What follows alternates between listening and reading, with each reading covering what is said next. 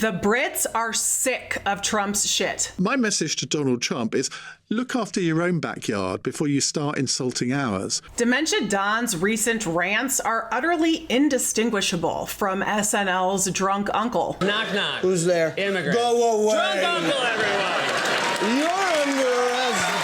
The Brits are hitting back after Trump's most recent racist bender, and they are doing it in the most perfectly British way. Donald Trump has still got a bee in his bonnet about Sadiq Khan. This bee has never left this bonnet. He's No, been that's talking true. about it for the best part of 10 years. And you and I know that bee did not get in his bonnet by accident. It's propaganda, so he can attack Minneapolis. President Trump has made it clear he's no fan of the Somali people, and he says he just doesn't care if you think his views are not PC. One of the highlights of my day is making these videos for Really American because it helps me feel way less alone. And I know you feel the same. And because friends don't let friends dive into a dumpster fire by themselves, be sure you subscribe to Really American and keep supporting our work. All right, y'all, let's get into it. Every time he's opened his mouth over the past week, racist rhetoric just comes a tumbling out. Here he is talking to the New York Times on December 2nd. Somalia, which is barely a country, you know, they have no anything. They just run around killing each other. There's no structure. I'm going to stop you right there. According to all available data, Somalia has a homicide rate that is much lower than it is here in the U.S. So glass houses, you dick. Take it away again, Ian Dale. Look after your own backyard before you start insulting ours. Exactly. All right, back to Drunk Uncle. I don't want them in our country. Their country's no good for a reason. Their country stinks. And we don't want them in our country. I could say that about other countries, too. We're going to go the wrong way if we keep taking in garbage into our country.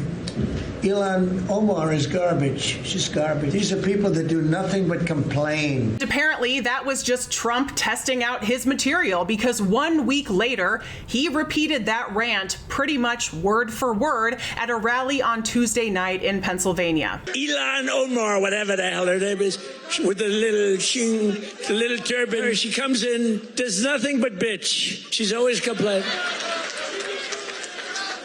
She comes from a country where, I mean, it's considered about the worst country in the world, right? She should get the hell out, throw the hell out. She does nothing but complain. And in an attempt to further justify his hatred of Muslims, Trump once again attacked one of his favorite targets in an interview this week with Politico. Take a look at London. You have a mayor named Khan. He's a horrible mayor. He's an incompetent mayor, but he's a horrible, vicious, disgusting mayor. I think he's done a terrible job. The best reactions to all of this Islamophobic, racist bullshit has come from the Brits on a popular news and call-in program called Leading Britain's Conversations, or LBC for short. If you pushed Donald Trump to come up with a policy that Sadiq Khan has enacted, I'm not sure that he would be able to come up with anything terribly compelling, right? The darkness, I think, or at least the accusation of the darkness, is as follows, which is that people are concerned, and have been for a long time, that Donald Trump is obsessed with Sadiq Khan because he's a Muslim. Indeed, what you can certainly say is that if you look at some of the followers of Trump and the sort of people who sort of pump out sort of pro-Trump propaganda on a daily basis, they are certainly obsessed with the fact that Khan is a Muslim, and that has been linked as well with the fact that Zoran Mamdani is a Muslim, and they go for him on a very similar kind of basis.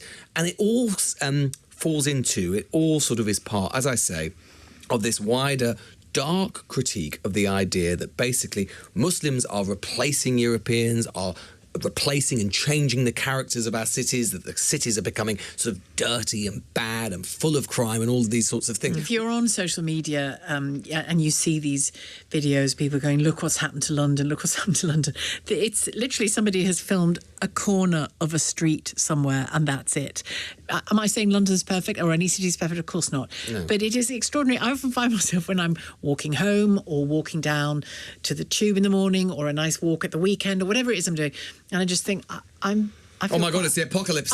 I feel quite safe. But the idea that London is some pitiful city that is awful to live in is for the birds. And of course, and for all of our fellow citizens who are ethnic minorities and have every right to call themselves English, just like I do, this is a deeply disturbing time. Their identities, they are being undermined, and they are being told that they cannot live in this country on the same basis that I do. Do you remember in 2018 when Donald Trump was alleged to have said in a private conversation, he was alleged to have described certain African countries and elsewhere as S-hole countries, and he denied it. And indeed, he actually responded to it by claiming that he was the least racist person who'd ever lived. Trump last night at a rally in Pennsylvania publicly, not privately, publicly said exactly the same thing. He started to describe a series, said, why do we always take migrants from S-hole countries? There was barely a murmur.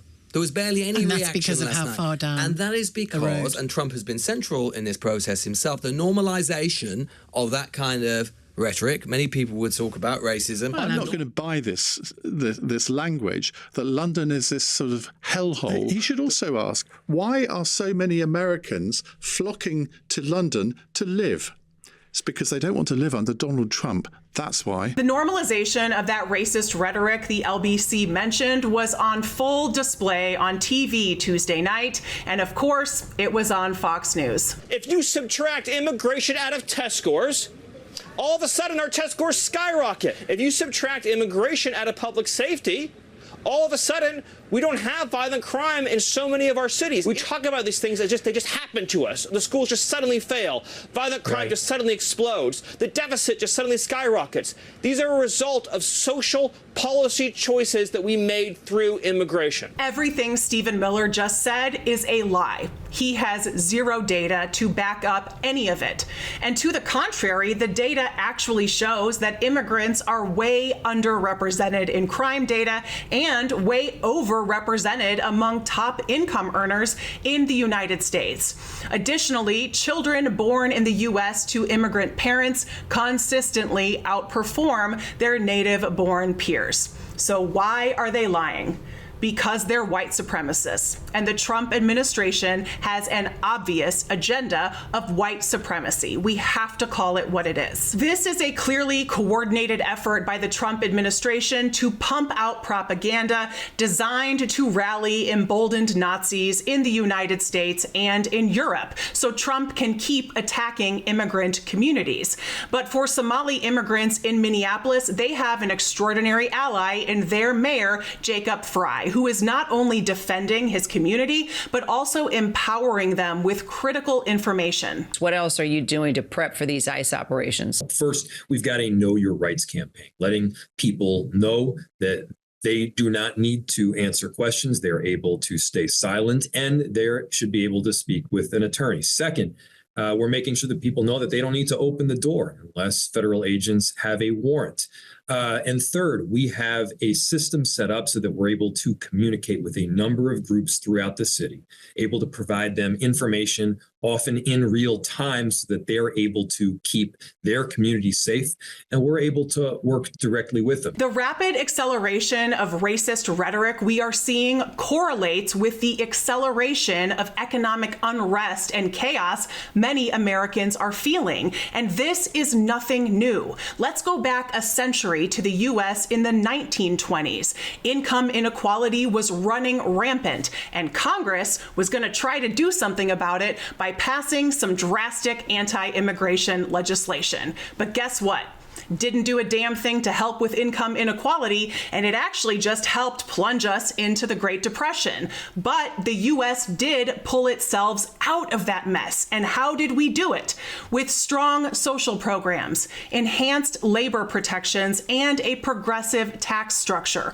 All policies that didn't have anything to do with immigration, because immigrants are not the problem in the United States, not in the 1920s, nor in the 2020s. We've been in this darkness before, but we can thrust ourselves back out into the light, and you are a critical part of that equation. So keep supporting our work here at Really American by subscribing, and share this video with someone in your life so we can keep the conversation going. For Really American Media, I'm Corinne Straight. Thanks so much for watching. I'll see you all next time.